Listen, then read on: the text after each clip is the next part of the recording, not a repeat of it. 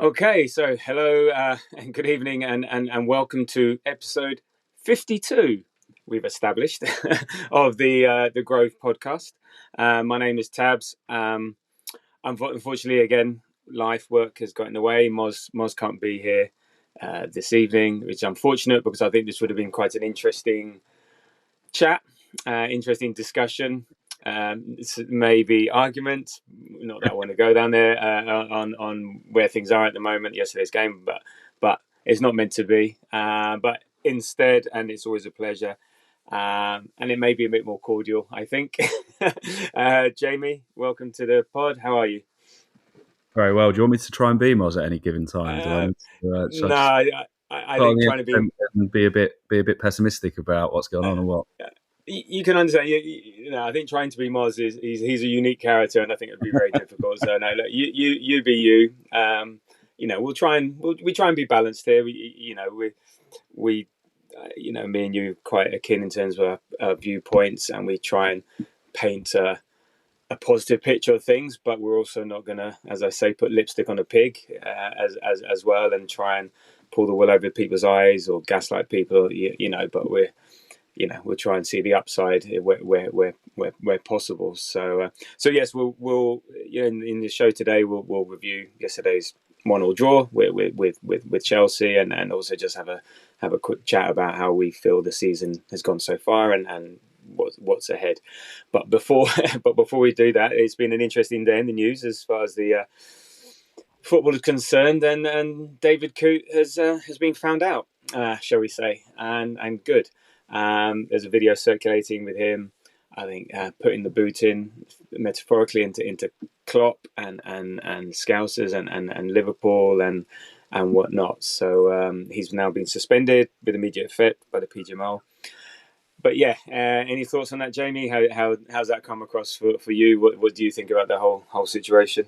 I found it hilarious. It's just brilliant, isn't it? I mean, the video is just hilarious in just how entirely low rent this effort has been in catching for him to get caught up in. And the line about this video absolutely cannot go anywhere.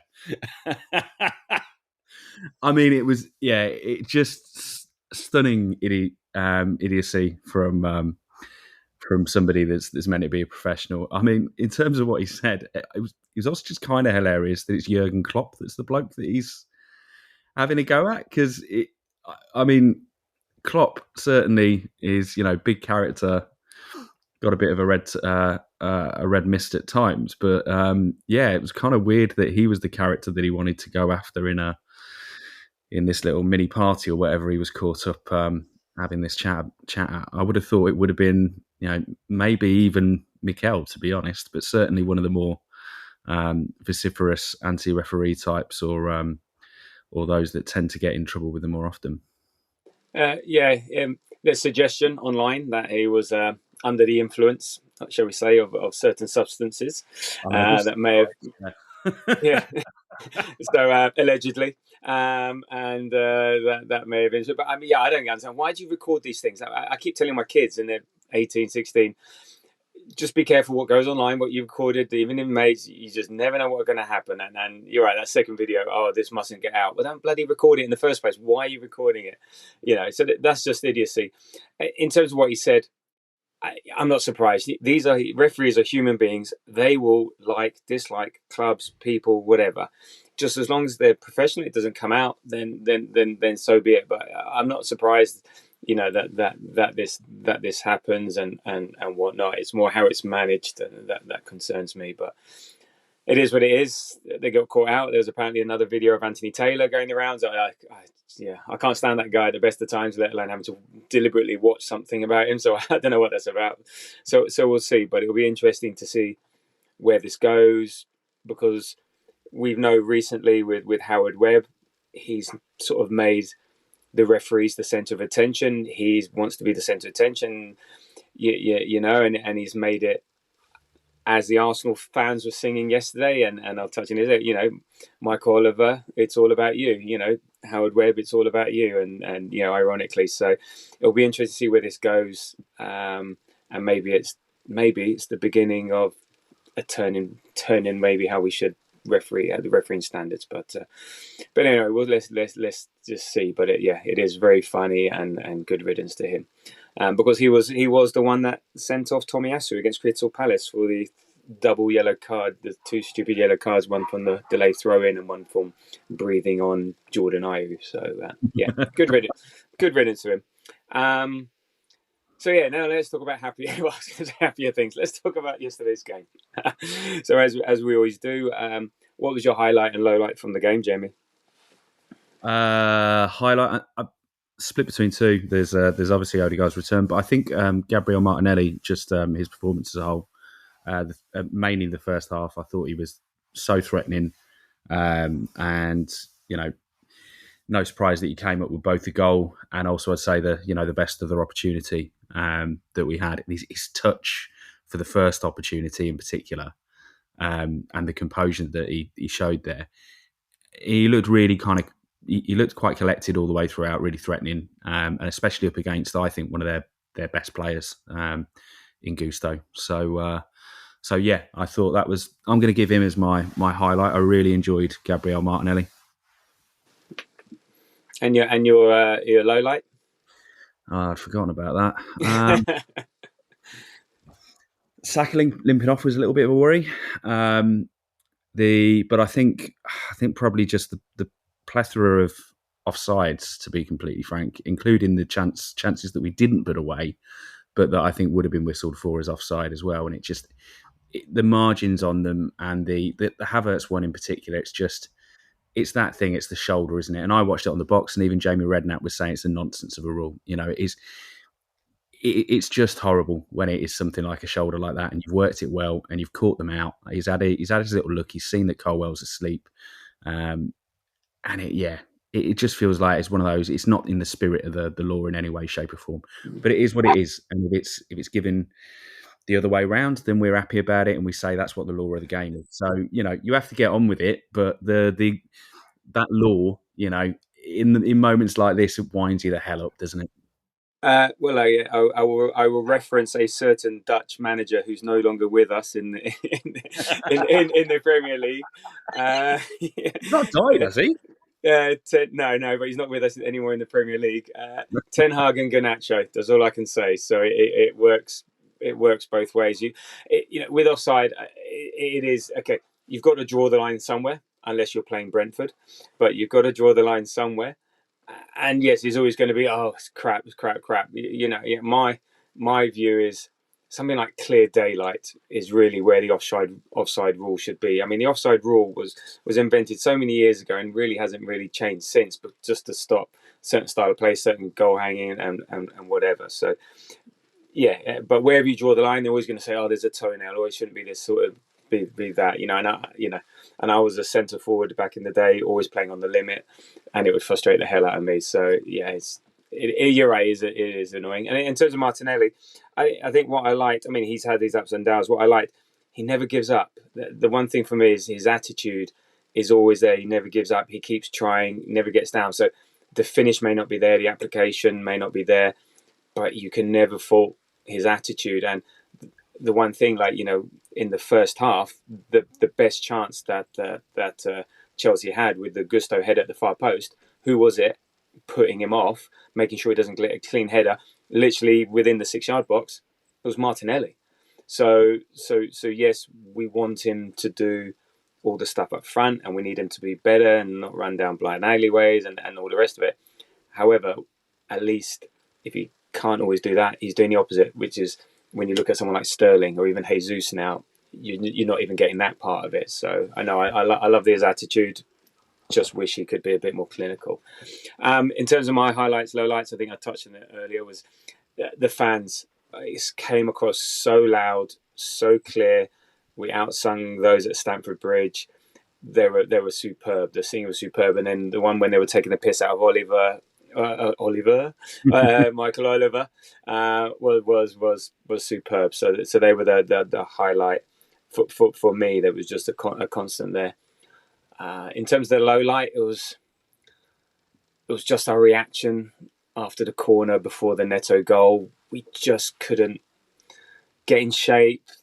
Our players are knackered. Saliba was covering Timber, who was knackered, and we just lost our shape for the one time that we're just out of shape.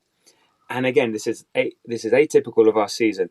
We are getting maximum punishment for everything. You know, Timber does a similar shot, goes wide. Neto does it. He does well. He does really good. But the one time when we're just a bit fatigued, not covering, we just switch off, whatever. Bang, goal, and it's like, Jesus, you know, couldn't have just, you know, it just grazed past Gabriel, another inch either way, could have ricocheted away, but yeah, so it just feels like maximum punishment for everything that's happening to us at the moment. So that was my low light. But touching on, I'm sure we were all thinking highlights. So when we look at the team, Odegaard is back, and yeah, when we look into the lineup, really pleased to see Ødegaard back, and it looked like on paper our strongest possible 11. How did you feel about the starting 11? We had Ødegaard back, so we had a Rice, Partey, Ødegaard midfield, Saka, Havertz, Martinelli, and then White, Saliba, Gabriel, Timber at the back, and then Raya. How were you feeling about the lineup before the game? Current form, exactly that. Strongest lineup. That's the 11 players that position by position have given us the most value throughout the season. And in multiple cases, those that have done so for a couple of years now. So yeah, it's a good lineup. You look at it and you think, great, that's exactly what I want going to Stamford Bridge. Only slight concern being, it is Odegaard's first game back. It is, you know, there are other players that you worry about creaking, Tim's running out, etc. But overall, yeah, you're really, really happy. And just seeing Odegaard in there, it immediately gives you a bit of a buzz. And he was, I thought, just absolutely exceptional today. Given that he's just playing his first football that he has in, a little over a month now. 6 weeks, something like that. But anyway, he was great. He was leading the press. Press looked better, higher up the pitch than it has done in previous weeks. It's definitely noticeable. Havertz does a really good job when he leads it as well. But having both of them there, big difference. And it's mainly, you know, he understands the press triggers, I think, better than anyone else, and calling out what we need to be doing and organising up at that end of the pitch. And then his invention, his craft, the assist was just absolutely gorgeous. But all the way through, it's just those probing passes that you don't necessarily see when he's not in the team, or that aren't as well executed. I actually don't necessarily agree that we haven't attempted them so much as the quality of them isn't always what you need. And his ability to pop those balls around, and it's just brilliant. And it's just also one of the key things that you really notice, I think, with him is just the number of players that he attracts all the time, and not even players coming to him and people being around him, but even you look at that goal, there's everybody in that Chelsea defence is watching him and not watching what's going on behind him at all.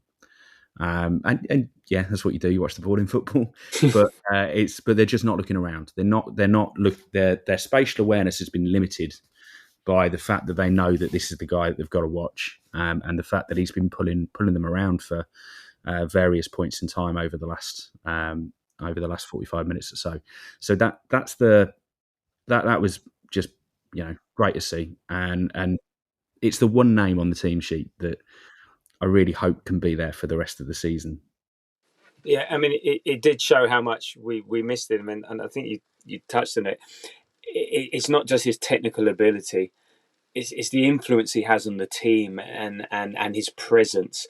You know, and that is really hard to replace. I mean, we struggle to replace his technical ability, and you know, Saka did a great job as captain, or Gabriel. But he's like, they always say the cliche, he's the manager on the pitch. But you're right, he's in there straight away. Come on, he's using get forward, and then everyone, oh yeah, they sort of follow the leader, you know, and he's used to it, and that's what he did. So that, I think, as much as his technical ability and his skill and his probing and what he offers offensively, it's just that presence. You know, our captain is back, and I think we all the players look up to him, and I was amazed that he lasted for so long. You know, as he did. It was obvious it took him a while to get in the game. I thought first 10, 15, 20 minutes, he's not fit. Wow, he doesn't look fit. Wow, something, you know, he felt like the game was passing him by, so he was trying, but by the time he got to the press, the ball was past him and stuff like that. So he was trying to do all the right things. He was just maybe a bit one step behind. But then after, I think in terms of, okay, so let's look at the game. So I actually want to, in terms of how we frame this game, I want to sort of talk about the game, but also then the context of the season, because I think a lot of people have merged the two, and so their reaction to the game is mixed up with where we are in the season. Now we've got the international break, and I just want to try and separate that out, because I think I don't want to detract from actually some of the good stuff from the other potential concerns that we have. So I think in terms of the game itself, you know, that first 20 minutes, first 10, 15 minutes, I think it took us a while to get going. And again, it's funny. As soon as Odegaard got going, we all got going. So that was really, really good to see. But in terms of the game, I don't know, how did you feel about the result? You know, how were you feeling, like, you know, coming off 96 minutes, you know, 1-1? What was your reflection on that? Disappointed, but it was probably quite fair, actually. I thought Chelsea did play pretty well. I thought they threatened pretty well, and they, quite similarly to us, they had, defensively, didn't necessarily look comfortable all the time, but had quite a lot of really good individual performances in there. And as a result, I didn't really feel aggrieved at all with this game. I felt a little bit frustrated. I felt like we were inches away, and if maybe we were a little bit more settled again over the last few weeks, etc., the run up to it had been a little different, then you think that's a game that we're going to go in and win. But nonetheless, we went to a revitalised Chelsea that are playing really good football, that are probably the fourth best team in the league this season so far. And we come away from it disappointed at the fact that we got a 1-1 draw. That's a good thing. So I'm relatively sanguine, but it's certainly I feel better about it than any other game more recently. Mm. But yeah, it's just disappointing, isn't it? You Yeah. think we can get over the line for that? Yeah, and I reckon the disappointment there, in context, is where we are in the season. But again, so that's that. I think that's why it's more there than that, because last year we went away and drew 2-2, came back from 2-0 down, and we were ecstatic. So it's amazing how season state, game state, where it is. You know, we were winning this game, and we pegged back to a draw, millimeters away potentially from winning. So we had chances. I mean, for me, I was really gutted and really frustrated, but not at the players, you know, or the way we played. It was the result. It was just like, you just want something to go your way. You know, you cannot fault the effort. I think they were, apart from Jesus, but you can't fault the effort of everyone apart from Jesus. The attitude, everything was there, and just that little thing, the intangible, that margin.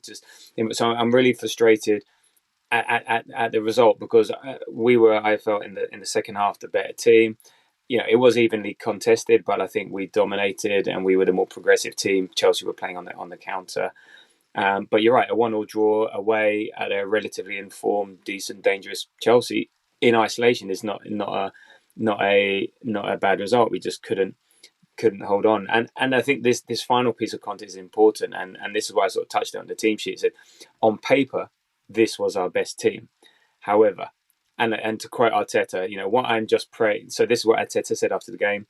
What I'm just praying is that after the international break, I have the team fully equipped physically.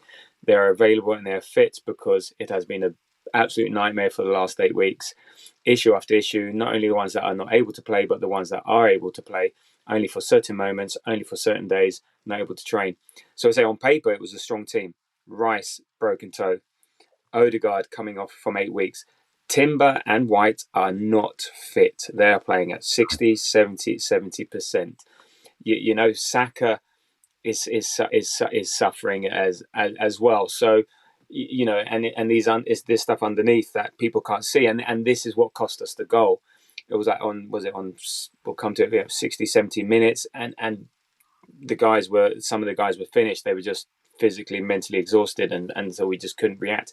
A fully fit, fully firing Arsenal would have smashed Chelsea yesterday. I am certain. So So look, we weren't firing, we weren't brilliant, but it's an improvement, and it's a lot closer to where we want to be. So that's why I'm a bit more positive about what's happening next. Um, there are still some concerns though, like we keep conceding. We've not kept a clean sheet in the last 7 Premiership games, which again, these are the margins. Last year we were we weren't letting in hardly any goals. This year, those things are falling against us. So actually, in isolation, yeah, you'd accept the result. It's frustrating. I mean, I don't really hate on anything or anyone, but I make an exception for Chelsea. and just going through that game, the likes of, was it Livramento? Again, apologies for language. He's a mouthy little prick, and he was just, oh my god, he was just, he really. And then Cucurella, the cockroach. Oh, sir, Havertz's head is bleeding. He needs to go off. He just fuck off, go and have a haircut, and just get back in your bot. And I was like, yeah. So I do make an exception for Chelsea when it comes to despising an entity, but yes, I think, as you said, I think it was a fair result, and so on. So let's get to the bigger picture. Let's zoom out a bit. So the season. Liverpool are top, 28 points, goal difference plus 15. We're in fourth, 19 points, goal difference of 6. Okay, Man City, then 23 points, goal difference of 9. Is the season over?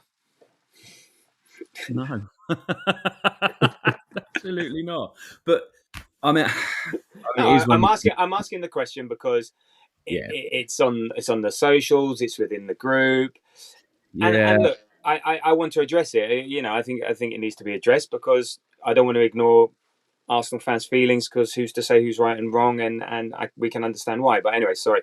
So no, and explain why isn't the season over?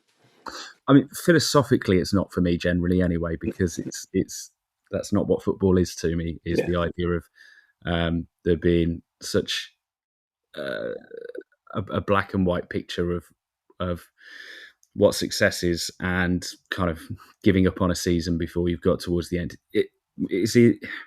Particularly, I think, because at the end of the day, we still haven't been champions. I can kind of understand if City were in this position and City was saying it, because of the standard that they've set for themselves. The standard we've set for ourselves over the last couple of seasons is challenging for that league title, sitting on the shoulder of a team that's been doing it for years, looking like we were, passing a team that had been doing it for the previous bunch of years in Liverpool, and doing so for the last couple of seasons. And so for me, to be honest, the benchmark was, again, being in it and continue to learn and hopefully win it this season. So no, we're still in that same position for me at the moment. It's just that we are the most outside chance of being the team that end up at the top of the pile. And that's a bit naff considering we were the 2 years prior. I think when you look at what this season's been, though, there's a couple of things. I mean, it's got to be the best learning experience we've probably had out of those 3 years. I think the adversity has been a lot greater than we faced at any given time before. If you look at what sent us off the rails in the first season that we really challenged for the title, a couple of years back now, and where we were at when we went up to Newcastle and we had Ben White not entirely fit. And we had Rob Holding having to play a bunch of games and stuff like that. We didn't have anywhere near the adversity, I don't think, over the course of those months as we've had at the start of this season. And we lost a hell of a lot of points to a lot worse a bunch of teams, I think, as well. You look at where we have been dropping points this season. I mean, Liverpool's Liverpool, Chelsea, as I say, are currently, the fourth. Well, they're third. They're third in the moment. They're tied. They're ahead on us in goal difference. Exactly. Yes, they're ahead of us on goal difference. They're fourth best team in the country for me, and look really good. In fairness, they actually do look like they're probably where we were, 2.5 years ago, basically. So fair play. It looks like they might be on their route towards and they'll have to go through their own lessons and adversity and stuff like that themselves at some stage.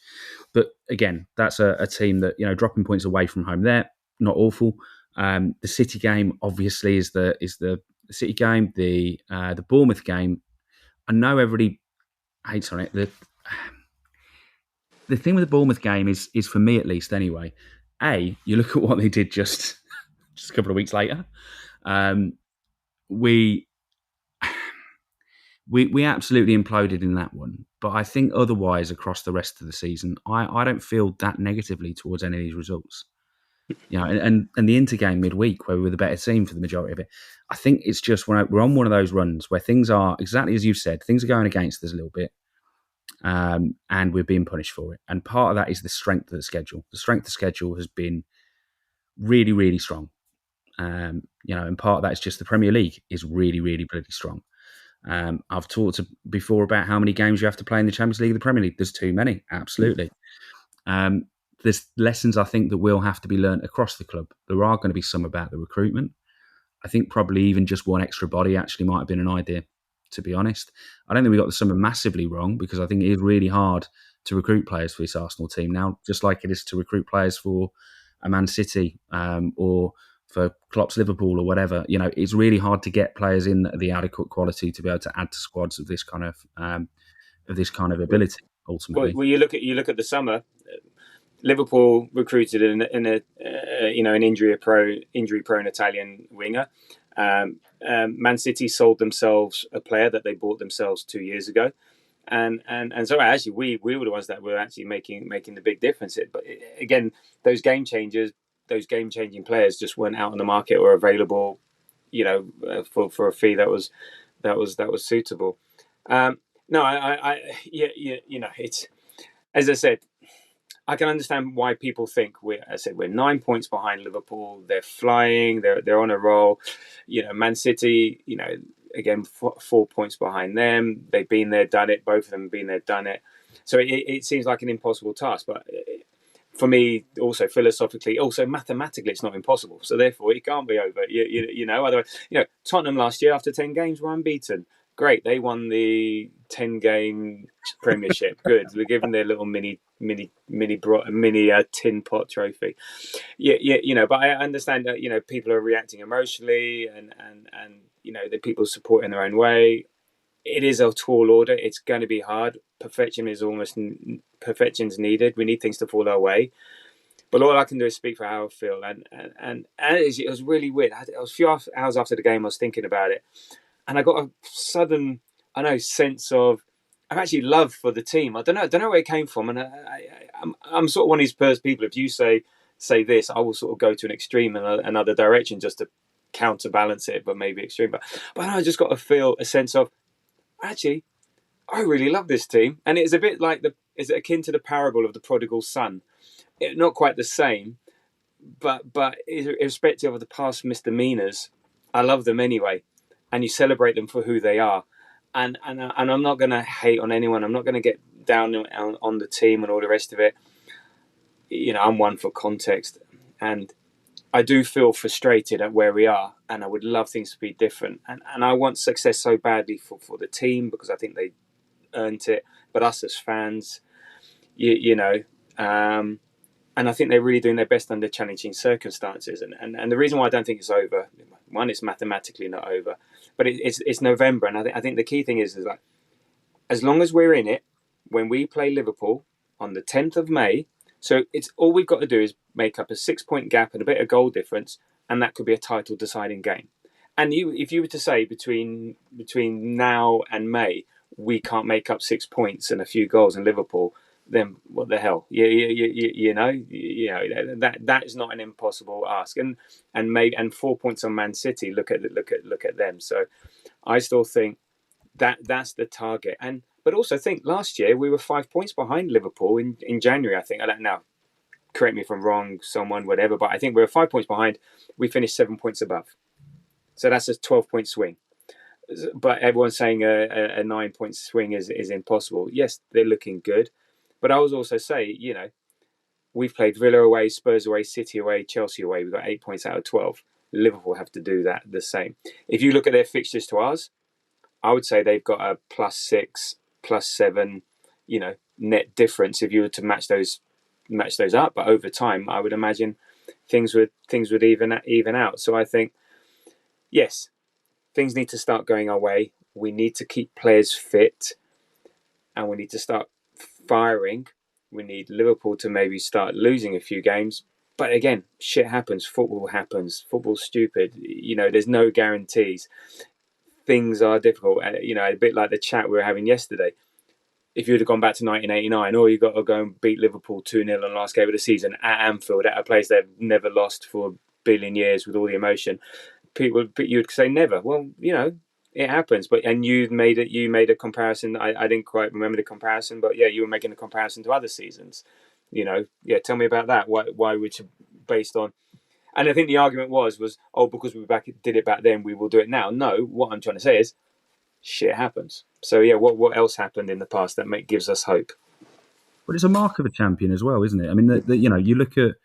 I think I mentioned the going and winning the league at Old Trafford, and the pedigree of that Manchester United team and that Liverpool team in particular, I think, is what you look at. Both of those are in the Pep's City category. It is if you're holding up the best three teams of the last 50 years, or even of the whole post-war era, those are the three dynasties. It's been Liverpool with the first ever one. It was Man United, and then it was City.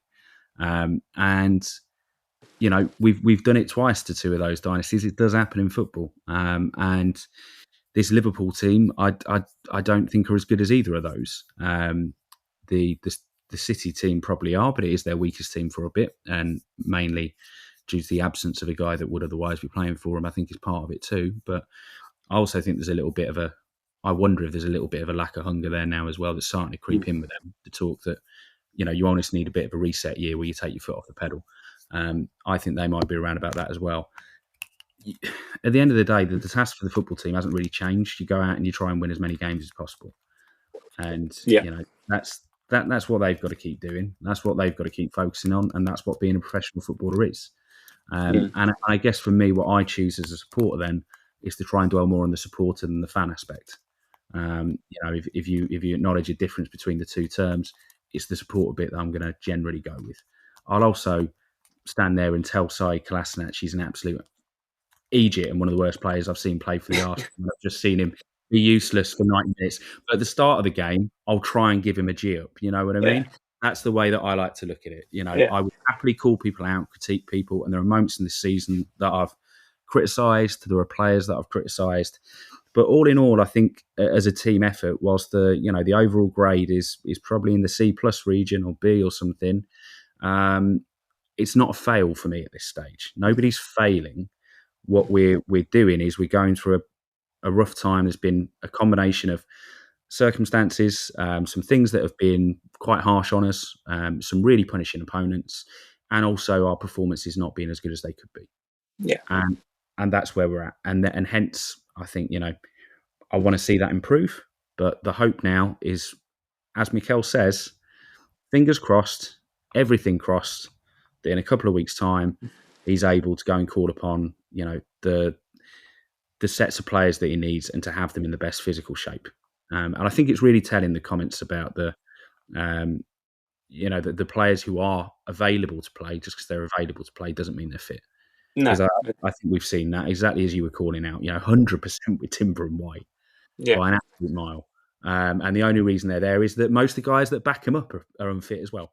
And that's what it is. Not unfit, actually. I was sort of having a discussion, shall we say, on Threads with I think it was a Liverpool fan, and said, Salah was at this last year at the African Nations, or we've been missing Alisson. Fine, but you miss Alisson and Kelleher, then see how you do. You take out Salah and Diaz and Gakpo and see. So it's not one-off injuries here and there. It's the cluster injuries that messes teams up, and that's what did us for the season, because it wasn't just Saliba going out, it was Saliba and Tomiyasu going out. This time it's Calafiori and Tomiyasu and Zinchenko and Timber and White all being injured together at one time. Thank God we've got a robust centre back and goalkeeper, but it's Odegaard being out or Rice being out, whatever. So it's the cluster and all the rest of it. So that's always like the argument. But look, it is what it is, and I think like what you said, nothing's really changed. We need to go out and just win as many games as possible. It's just our margin for error is reduced. Fine. We've stacked all the error margin, or whatever what the term is, at the front, and now we're going to get all the good stuff at the back end. Fingers crossed. And I think as well, in a way, it takes the pressure off.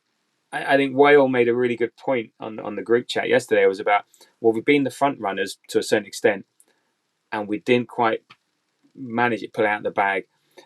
Is that psychologically, physically, whatever? I would never refer to it as bottling, because I think that's a whole different connotation. But so now, if we're doing the chasing and the pressure's off, maybe that suits us better. Maybe doing the chasing, we're better adapted to that, or better for us, because we don't get in our heads. We can just maybe play with a bit more freedom, because you've got nothing to lose. That whole thing, if you're at the top, well, you've got something to lose, and you start to restrict yourself to try and hold on to it. Now we go, well, we've got to go for it. And maybe that will work for us, and maybe that will. So that's thing, and I think you alluded to as well that I can't wait for the Nottingham Forest game now. I really wish it was this week, and internet. I can't wait, because I really feel something's going to happen, and I'm so excited, and I don't want to feel if I'm in November feel, oh, the season's over.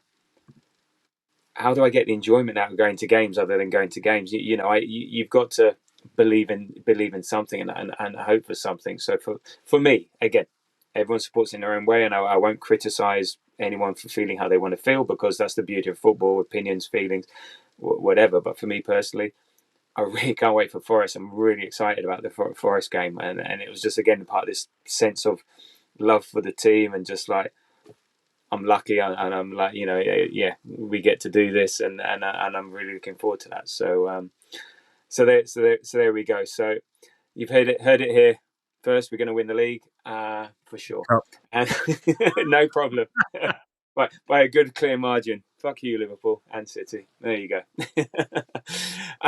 Just a little bit more on yesterday's game. Now that we've solved the season, back to yesterday. It was nice to see that actually Cole Palmer actually didn't turn up to play. Apart from the first 10 minutes. He worried me a bit early on. He had he found his way away from Thomas Partey a couple of times really nicely. But yeah, absolutely. After that, I thought he went missing a bit. Well, I think we readjusted ourselves a bit, and yeah, he had nothing. I think he's going to get found out. He's a flat track bully. He's flavour of the month. It's like the I know Phil Foden to Bukayo Saka type stuff, or Cole Palmer or whatever. Just they're seeing what they want to see. It's amazing. It's a fan vote, and this is why it's a popularity group. But the fact that he got like England Player of the Year, where I think he only had about 2-3 starts, came on the sub a couple of times, didn't score, didn't assist, or whatever. Again, I don't know the numbers, but if you compared him to half the team that was out there, someone like Rice, who played every bloody minute of every game, for the men and women's team. You got Saka, what he did. You got Kane doing what he did. I think he's just the bit of the media darling. I'd say that's pretty special. I think the thing is though, he's unburdened. So Bukayo Saka is burdened by perception of failures. The first great one being for England, and then being the figurehead of Arsenal challenges. So's Phil Foden, so is loads of other people. But he's currently got absolutely no burden of having had the weight of expectation on him at some point that he then hasn't turned up for. And at some point that'll happen, because that happens in a career. And then it's at that stage the English press does not like you anymore, and will massacre you at any given opportunity.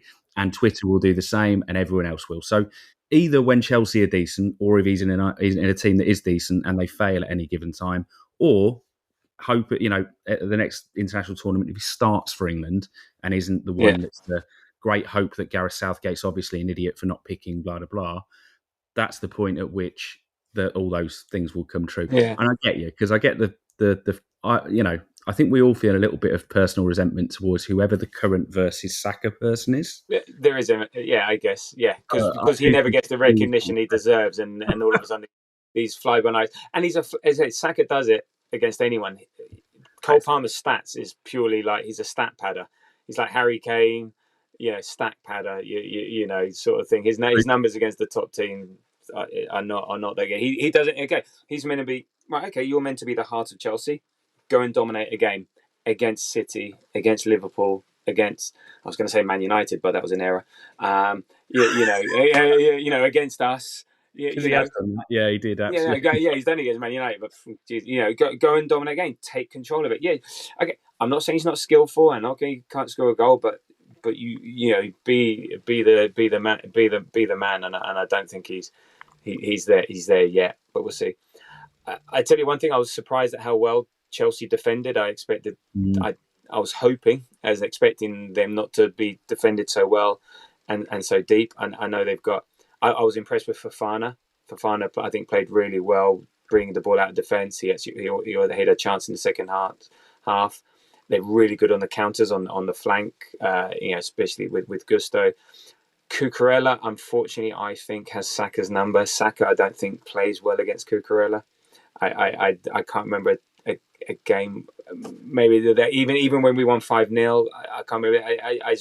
I think there's been games that, especially at Stamford Bridge, that I think, whether he's got his number or not, I just think they're a good matchup. Unfortunately, Cucurella is one of these ones who will play well one game, be shit the next, and unfortunately, he plays well against Saka. But in terms of Arsenal, I think with Odegaard being there and just in general, we were better movement. The short distances were better. Our press was better.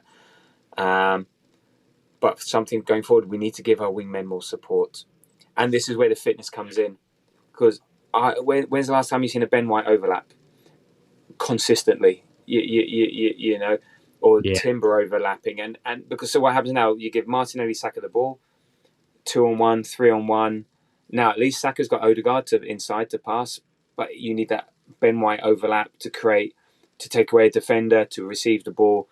We need to start doing more of that. That's where we were good last year. Teams didn't know where the ball was going.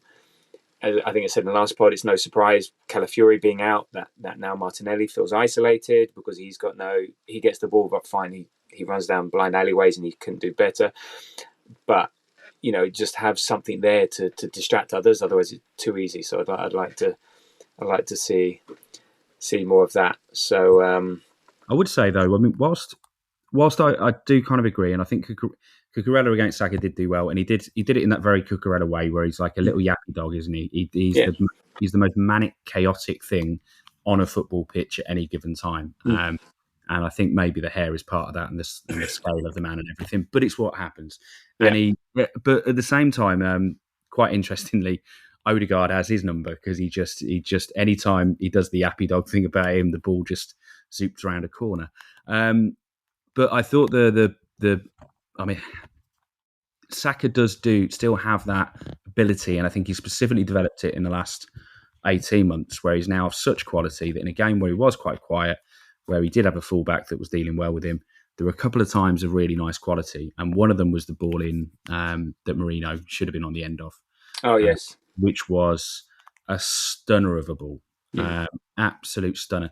And I think that is something that Saka's had in general through this season. Is just the moments are still there, and that moment for me was the real. It's the one that for whatever reason is still in my head because I just see that ball and it just was such a peach. It was that ball that he delivers better than anyone else in the Premier League these days. There is nobody else puts in an in-swinging cross like that into such dangerous positions. And Mourinho just gambled. Yeah. Well, I don't know. Was it the angle they were saying on TV? It went past him. It was just. It maybe looked closer than it was. Don't know. I think. Well, he just needs to lead with his leg. That's the way I'm looking at it. Is at that point you've got to stretch onto it because it's one of those balls where you just need to get something on it. It's the thing that you say all the time, right? Because it's got all the pace. It's got all the pace. It just needs you to just get a boot and latch onto it and at least have it go somewhere. But yeah, that was the one thing I did want to add is just I've still got that ball in my head just going, just that felt like the one. So you've touched on two things like that. I don't know which one to go with first. So let's deal with the angst, and then we'll deal with the player first. So you've got that one in your head. I'm starting this with Saliba was offside, so it doesn't matter. My God, well, for those, I hope he was offside. So that last chance in the 96th minute, again, Odegaard, what Saliba was doing in the inside left channel, I don't know. But there's a still, and the people have been drawing, lines at right angles. He's onside. I think it was as close as Havertz, and but oh my God, I was on my knees, platoon style, on the 96th minute in the living room when that ball went across, and I was like, Trossard, no! If he'd have just left it, and it was just a tap in for an empty net for Havertz. I mean, you're an attacker, you go for it. You can't blame him, but oh my God, could you? So there's two things. Could you imagine the scenes had that gone in, and it would have been amazing.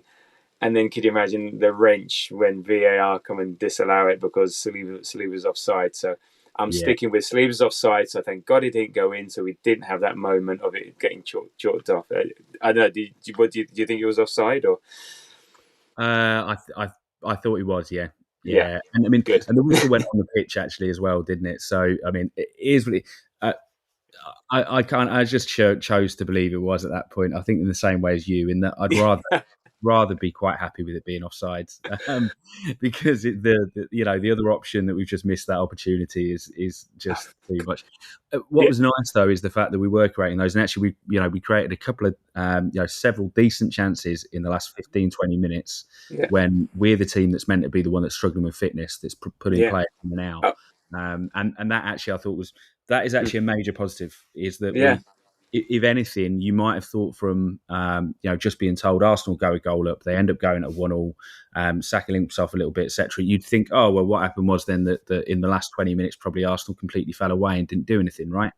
But we quite the opposite. We pushed, we competed, and I think actually, if anything, probably for me at least anyway, those last 20 are the ones where that's the bit where I feel like actually we should really have had the edge on the game as well.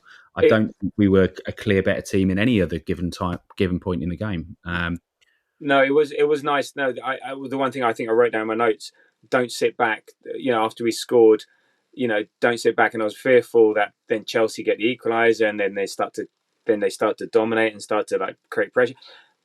Gabriel and Saliba were under no pressure at all at any point. There was no concept. They were just relying on the break and maybe relying on, and it almost happened a couple of times. But they were relying on the break and maybe relying on our fitness. That okay, good, draw them out, because they're not going to be able to chase back. So talk about a couple of individuals. Now we're talking about the break, and in terms of say defending, and say right, we weren't under pressure from Gabriel and Saliba, but I thought Raya was outstanding yesterday in two areas. One, that sweeper keeper, he came out a couple of times, clearing it 2-3 times, was there quick.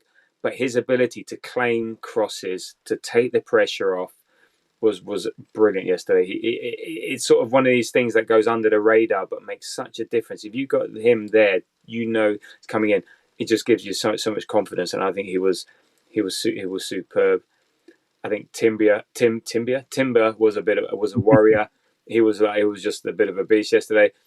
And then Merino put in his best 30 minutes for Arsenal. He was part of the reason why we didn't go backwards. He actually got the ball, scared the hell out of me. My God, the amount of times that I thought he was going to lose the ball was going to get nicked away. But he turned, he was brave, he was progressive, he was actually creative, which I was surprised about. So considering we've always had this discussion, what is Merino for? Yeah, what did you think of his cameo yesterday? This is who he is. This is who I thought we were getting. Not necessarily I thought we were getting before we got him, actually, particularly either, but more the deep dives that you do once a player does sign. And I kind of worked out that he wasn't the player that I even thought he was. And yeah, this felt like a really, really good performance from him, and I was kind of delighted with it. Apart from not just sticking his bloody boot out a little bit more, but again, one of those. It's more the ball from Saka. I'm pissed off. That's something done with it. Get what it's deserved, but isn't it? And it's no surprise that Odegaard is on the pitch at the same time. So now we've got, you can see now you know what Arteta has in mind. So this is why it's so frustrating this season, because we haven't had a chance to show who we are and who we're meant to be. and we're not there. And look, it's all of a sudden you got Odegaard, you got Marino. Okay, Rice was off, but Partey's so interchangeable. And look at that midfield. Look at the drive and the go forward we have versus what we had. Yeah, it's. I think that's where that. I mean, if anybody should get excited about something for what's left of the season now, which is the majority, so Yeah, you do need to find something if you're not going to be sat on the periphery of football for a while now, then that should probably be it. Is the opportunity now to see, hopefully Timber keeps his fitness up. Let's watch him have a real run because he is playing. When he's played this season, he's been fantastic in the majority of games, and I totally agree with you. Yesterday was one of them. Defensively really good, but also attacking and in in I'm trying to find the words for it now. In those sort of close spaces around with Martinelli, and a couple of times the Martinelli didn't put him through for an overlap. He was in. I'll tell you now. There was a couple of overlaps. I got a little bit frustrated with Martinelli. Martinelli went the other way and passed back. yeah, But partly because Timber seems to be really, really comfortable playing in very, very little space in a way that actually, only Ben White has ever done for us at fullback previously. Zinni as well, but that's obviously a different thing. We'll leave that aside because then he can't do the defending side of it. But of any of the guys that can defend for us, certainly unlike Tommy, unlike Calafiori from what we've seen, unlike Kieran Tierney ever was, he's got that ability to be able to play in those close spaces and really help out in attack. And I'm actually really, really, keen on that. And Marino is the other one. Marino now we get, hopefully, with full availability, with everybody physically fit, you can integrate him properly and not feel like it's, pulling away from other elements of the team. Let's not forget he had an injury for a month as well. So he's probably exactly working up fitness. Yeah. And you get to see, what all these guys are going to be like. At some point, Calafiori comes back and, I've been quick to judge that I don't particularly like him at left back. I worry about him against anyone a bit quicker. But that's only the only evidence I've seen, which is still relatively limited. Let's watch him develop. He's a young lad, and he also has shown some real lovely stuff at times too. Yeah, he's one to be excited for. So regardless of how we finish it, I just think watching that charge and watching that team settling out, how they progress now is going to be, is what I'm really looking forward to. And it's exactly the same as you. I'm like, just bring on Nottingham Forest, bring on the next few months. I just want to see us have a real go now. Yeah, no, I agree. And on that, and just a final note in terms of injuries. So Rice and Saka came off. I know Rice had a problem with his toe. I think it's been confirmed that they pulled out of the England squad. Thankfully, sense has been shown and all the rest of it. And hopefully, it's just all precautionary.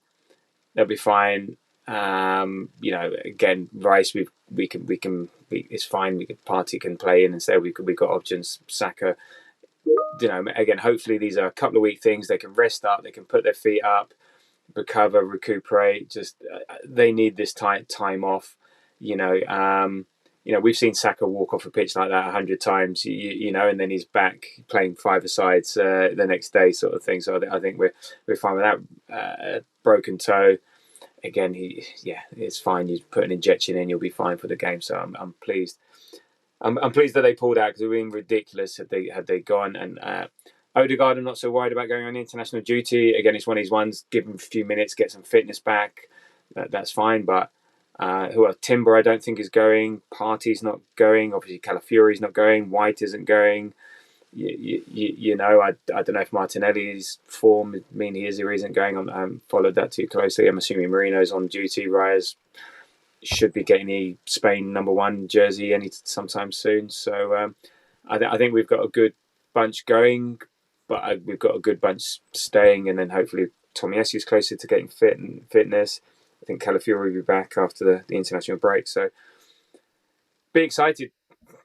Listeners, be excited. We're going to win the league, I told you. Well, first off, let's just bring on Forest. They suddenly lost at home 3-1 to Newcastle. I think their bubble will burst. They're just like, go through a bit of a spell, but it's not a consistent thing. We bring them to the Emirates. I think we'll have a bit of a reset, and I think we'll go strong. I'm looking forward to it. and then fingers crossed, everything crossed. Any final thoughts? Anything else on the game, on yesterday, on the season? Want to look ahead? No, not at all. I'm hoping, hopefully all those chaps that you've mentioned that are having a bit of time off now during the international break are shown the way to do it in the best style by Benny White. Because this is what I like obviously, and it's since I show little interest in international football, this is an international break. It's Benny White time. That's the way I think of it. There you go. Indeed, it is indeed. Okay, so yeah, sunbeds in the diaries for everyone. Sunbeds, okay. New tattoo, some kind of garish white shorts. All that. Okay, basically. This thing about tattoos is making me, because I've had tattoos. I think you have as well. It's not like, especially the size of the ones that they have. It doesn't like heal in a couple of days. It's there for a few weeks, wrapped in cellophane, and you treat. It's like I don't know. Do they have some sort of microwave tattoo machine that means they get it done and it's sorted with it before the next match? Because this thing, whenever you see the player comes back, it's like, hang on, what? Where? Sorry, I know we've gone off topic. I never get it. I never understand it. What tattoos do you get? I'm covered in them, and I'm a bit of a bleeder. I'm a bit of a bleeder when it comes to tattoos, and it's also like, it's like put the Bepanthen on, and then they scab, and then you just got to keep treating them and stuff like that. So I don't know. It's just it's just me. Maybe it's just me. Full sleeve done in over in 11 hours, and then gone in a mosh pit afterwards. Like it's all right. It's not a problem. It's fine. Okay, so maybe it's just me then. Okay. Just have your almond butter, and we're all good. There we go. All right. On that note, we're going to win the league. I need to get more tattoos and get under the sunbed. There we go. And well, look, as always, Jamie. A pleasure to talk to you. Thank you for that. Again, I'm disappointed, not for you, but I'm disappointed because it would have been interesting to see how the difference of opinion would have been. But we'll have that. Maybe the two of you discussing that. Well, I say that I'm not, because I want it to be that we just win all our games now, and you don't really get around to having that chat. But if you could just do one during the international break just to catch up, that'd be great. We'll see.